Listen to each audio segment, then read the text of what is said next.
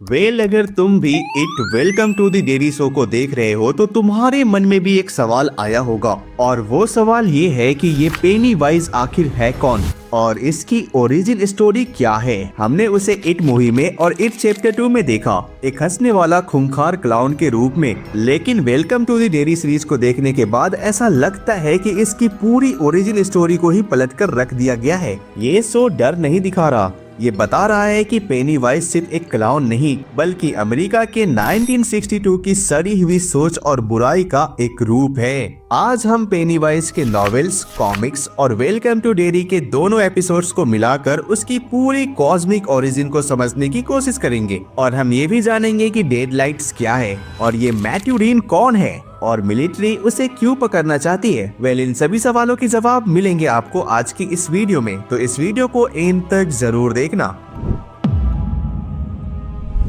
पेनी wise का असल नाम है IT इट। यह एक एक्स्ट्रा डायमेंशनल एंटिटी है जो यूनिवर्स के शुरू होने से भी पहले मौजूद है। नॉवेल में उसे द प्रीम या वाइड से आया हुआ बताया गया है।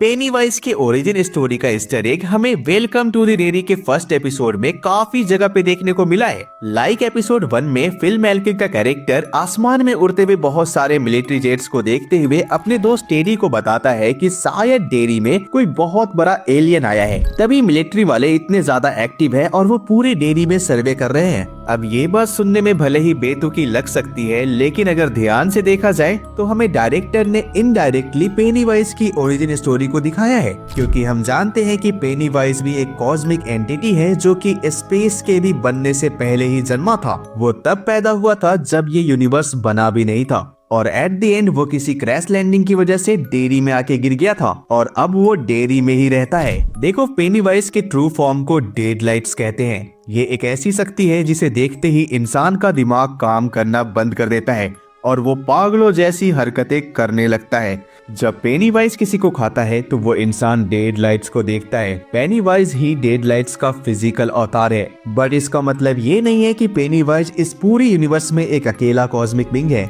पेनी वाइज का एक राइवल भी है जिसका नाम है मैट्यूरीन, एक जाइंट कॉस्मिक टर्टल। नॉवेल के मुताबिक मैट्यूरीन ने ही हमारे यूनिवर्स को वॉमिट यानी कि उल्टी करके बनाया था। IT और मैट्यूरीन कॉस्मिक अपोजिट्स है। IT फियर है और मैट्यूरीन क्रिएशन और विजडम है। वेलकम टू डेरी के फर्स्ट एपिसोड में मैट्यूरीन के बहुत सारे ईस्टर एग्स है। लाइक अगर तुम इस सीन में देखोगे तो तुम्हें एक टर्टल दिखाई देगा और यहाँ पे टेडी के टेबल पे भी एक टर्टल है। खैर, अगर अब मुद्दे पे वापस आए तो अब सवाल ये है कि पेनी वाइज हमेशा एक क्लाउन का रूप ही क्यों लेता है, और इससे भी बड़ा सवाल ये है कि पेनी वाइज इस डेरी नाम के शहर में ही क्यों रहता है। इन दोनों सवालों का जवाब बहुत ही इंटरेस्टिंग है। देखो, डेरी कोई आम शहर नहीं है, ये एक ऐसी जगह है जहाँ पे पेनी वाइज रहता है। पेनी वाइज हर 27 साल में आता है, डेरी की बुराइयों को एग्जैगरेट करता है और बच्चों को खाता है और फिर वापस हाइबरनेट हो जाता है। पेनी वाइज डर को फीड नहीं करता, वो सड़ी हुई इंसानी नफरत को फीड करता है। वेलकम टू डेरी की कहानी 1962 में सेट है, यानी लूजर्स क्लब से 27 साल पहले और पेनी वाइज की पिछली साइकिल के तुरंत बाद। देखो, एपिसोड 2 में हमने जो मिलिट्री बेस के अंदर वो स्केलेटन से भरी हुई कार देखा था ना,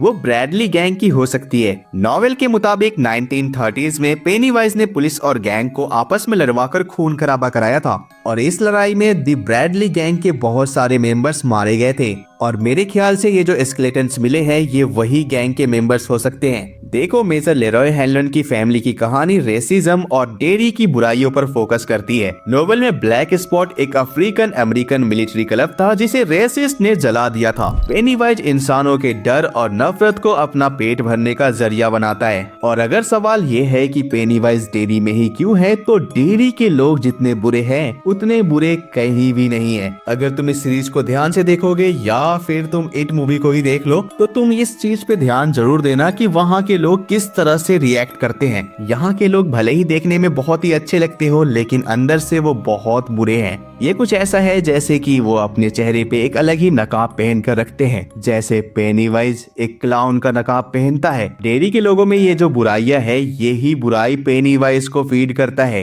that's why Penney wise dairy में ही रहता है। वेलकम टू डेरी की सबसे बड़ी खासियत मिलिट्री एंगल है। सो पेनीवाइज की ओरिजिन को कोल्ड वॉर के एरा से जोड़कर एक नया लेयर डालता है। 1962 में जब कोल्ड वॉर का टेंशन पीक पे था, यूएस मिलिट्री को डेरी एयरफोर्स बेस के नीचे पेनीवाइज की शक्तियों का पता चलता है और जनरल सॉ का मिशन है पेनीवाइज को पकड़कर उसे सोवियत यूनियन के खिलाफ वेपन बनाकर यूज करना। बट क्या ये चीज काम भी करेगी? क्योंकि वो लोग जिसे अपना हथियार समझने की भूल कर रहे हैं वो नहीं जानते कि पेनीवाइज किस बला का नाम है। और ये इस सीरीज का सबसे बड़ा ट्विस्ट है। पेनीवाइज अब सिर्फ मॉन्स्टर नहीं बल्कि नेशनल सिक्योरिटी थ्रेट भी है।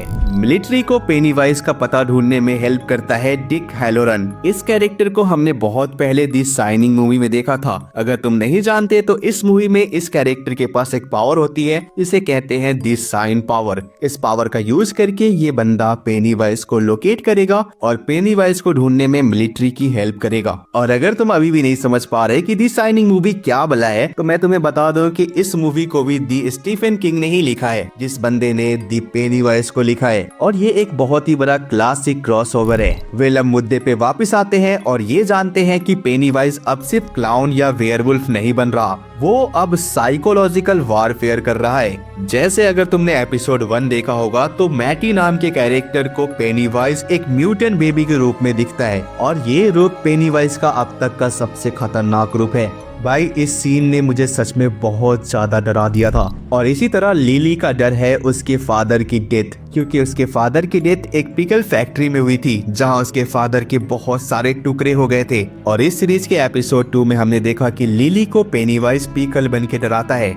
इसी तरह टेडी के कैरेक्टर को इसकी लैम्प से डराता है और रॉनी के कैरेक्टर को उसकी माँ बन के डराता है, क्योंकि रॉनी के पैदा होते ही उसकी माँ की डेथ हो गई थी और ये चीज रॉनी के लिए बहुत ही ज्यादा पर्सनल था। तो पेनीवाइज रॉनी को इतने खतरनाक तरीके से डराता है कि तुम अगर वो सीन देख लो तो तुम्हारी रूह कांप जाएगी। वहीं पे मेजर लोरे हेलेन को एक वॉर इंजरी के बाद डर लगना बंद हो गया है। मिलिट्री उसे बेट की तरह यूज करेगी क्योंकि पेनीवाइज उन्हें ही अटैक करता है जो डरते हैं और मिलिट्री इस बात का फायदा उठाना चाहती है। लेकिन वो ये नहीं जानते कि पेनीवाइज सिर्फ डर नहीं खाता, वो करप्शन भी फैलाता है। Well guys, welcome to horror ने पेनीवाइज की ओरिजिन को कॉस्मिक हॉरर, हिस्टोरिकल ट्रॉमा और कोल्ड वॉर कॉन्स्पिरेसी से जोड़कर उसे 3 डायमेंशनल एविल बना दिया है। बट अब सवाल ये है कि क्या मिलिट्री पेनीवाइज को पकड़ पाएगी? इस सवाल का जवाब तुम मुझे नीचे कमेंट बॉक्स में जरूर बताना और ये भी बताना कि इतने सारे पेनीवाइज के नए रूप में से तुम्हें सबसे बेस्ट कौन सा लगा और मिलिट्री का ये वाला एंगल कितना सही है।